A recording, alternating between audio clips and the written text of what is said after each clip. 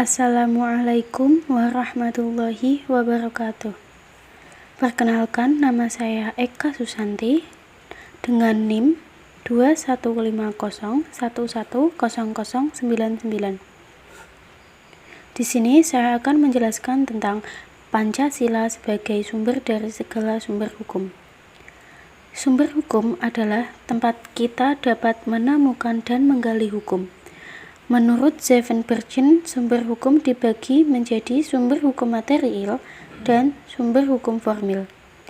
Sumber hukum material merupakan tempat dari mana materi hukum itu diambil, sedangkan sumber hukum formil merupakan tempat atau sumber dari mana suatu peraturan memperoleh kekuatan hukum.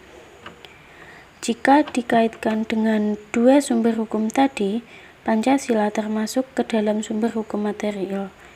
Sedangkan yang bersifat formil seperti peraturan perundang-undangan, perjanjian antar negara, jurisprudensi, dan kebiasaan. Pancasila sebagai sumber dari sumber hukum material ditentukan oleh muatan atau bobot materi yang terkandung dalam Pancasila. Terdapat 3 kualitas materi Pancasila, yaitu 1. Muatan Pancasila merupakan muatan filosofis bangsa Indonesia. 2. Muatan Pancasila sebagai identitas hukum nasional. 3.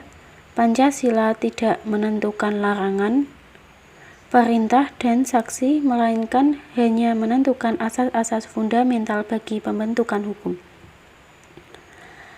Adanya sumber hukum sebagai tempat untuk menggali dan menemukan hukum dalam suatu masyarakat dan negara, mengakibatkan hukum memiliki tatanan tersendiri. Terkait hal ini, hasanah hukum di era modern maupun kontemporer sangat dipengaruhi oleh teori hukum Hans Kelsen mengenai Grundnorm atau norma dasar dan Stephen Bau teori atau tata urutan norma. Norma yang validitasnya tidak dapat diperoleh dari norma yang lebih tinggi disebut sebagai norma dasar. Semua norma yang validitasnya dapat ditelusuri kesatuan ke satu norma dasar yang sama membentuk suatu sistem norma atau sebuah tatanan norma. Norma dasar yang menjadi sumber utama ini merupakan pengikat di antara semua norma yang berbeda-beda yang membentuk suatu tatanan norma. Konsep norma dasar Kelsen kemudian diafirmasi oleh Nawiaski meskipun dengan sebutan lain, yaitu Staat Fundamental Norm. Nawiaski menegaskan Staat Fundamental Norm atau norma fundamental negara adalah norma tertinggi dalam suatu negara, dan norma ini tidak dibentuk oleh norma yang lebih tinggi lagi, tetapi menjadi tempat bergantungnya norma-norma hukum di bawahnya.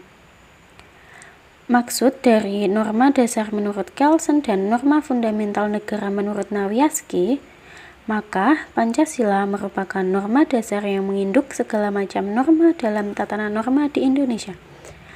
Untuk memperjelas kedudukan norma dasar dalam tatanan hukum suatu negara, Kawasan juga menjelaskan pola hubungan antar norma melalui teorinya Stephen Bau atau hierarkis norma. Norma yang menentukan norma lain adalah norma yang lebih tinggi. Sedangkan norma yang dibentuk menurut peraturan ini adalah norma yang lebih rendah. Fungsi Pancasila sebagai sumber segala sumber hukum mengandung arti bahwa Pancasila berkedudukan sebagai 1. Ideologi hukum Indonesia. 2. Kumpulan nilai-nilai yang harus berada di belakang keseluruhan hukum Indonesia. 3. Asas-asas yang harus diikuti sebagai petunjuk dalam mengadakan pilihan hukum di Indonesia. 4. Sebagai suatu pernyataan dari nilai kejiwaan dan keinginan bangsa Indonesia, juga dalam hukumnya. Keberadaan Pancasila sebagai sumber dari segala sumber hukum kemudian kembali dipertegas dalam Ketetapan MPR Nomor 3 MPR 2000 tentang sumber hukum dan tata urutan peraturan perundang-undangan. Pasal 1 TAP MPR itu memuat 3 ayat. 1. Sumber hukum adalah sumber yang dijadikan bahan untuk penyusunan peraturan perundang-undangan. 2. Sumber hukum terdiri dari sumber hukum tertulis dan hukum tidak tertulis. 3.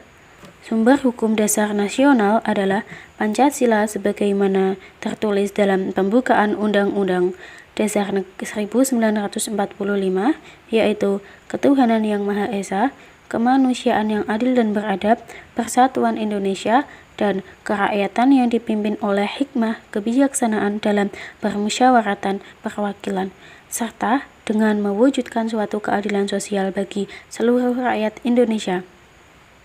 Sekian dari saya, kurang lebihnya saya mohon maaf. Wassalamualaikum warahmatullahi wabarakatuh.